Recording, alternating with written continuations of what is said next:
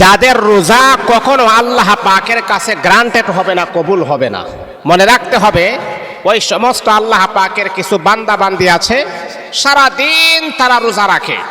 এই যে সাহারি খেয়েছেন, আবার মাগরিবের আজান পড়লে সে ইফতারি করবে, কিন্তু আপনি জানেন সারা দিন রোজা রাখার পরও আপনার আমল নামার ভিতরে রোজার সওয়াব আমার আল্লাহ পৌঁছাইবেন না। এটার কারণ কি জানেন?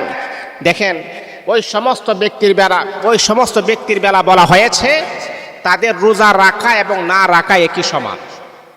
কারণ রোজা রাখার ক্ষেত্রে আমাকে কিছু মেনটেন করতে হবে, আমাকে কিছু সাজেশন আমাকে মানতে হবে।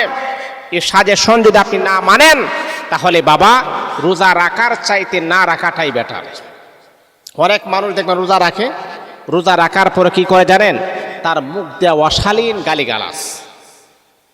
আল্লাহ রাসূল বলেছেন, যে ব্যক্তি রোজা রাখবে, রোজা রাখার পরও তার মুখ ঠিক করতে পারলো না, তার অশালীন ভাষা পরিবর্তন করতে পারলো না, মানুষকে কষ্ট দিতে বাধা প্রদান করতে পারলো না, ওই ব্যক্তির রোজা রাখার চাইতে না রাখাটাই বেটার। কারণ সারাদিন না খেয়ে থাকলেও আল্লাহ পাকের কোনো আসে যায় না, রোজা ভাঙলেও আল্লাহ পাকের কোনো আসে যায় না। কারণ রোজা রাখার পরও সে নাফরমানি করে, রোজা রাখার পরও সে গুনাহের কাজ করে, রোজা রাখার পরও সে মানুষের মাল আত্মসাৎ করে, রোজা রাখার পরও সে সুদের সাথে সম্পর্ক আছে, তাহলে তার রোজা রাখলে আল্লাহ পাকের কি আসে যায়? এই জন্যে বাবা এখনো সময় আছে, এখনো সময় আছে, পরিবর্তন হয়ে যান।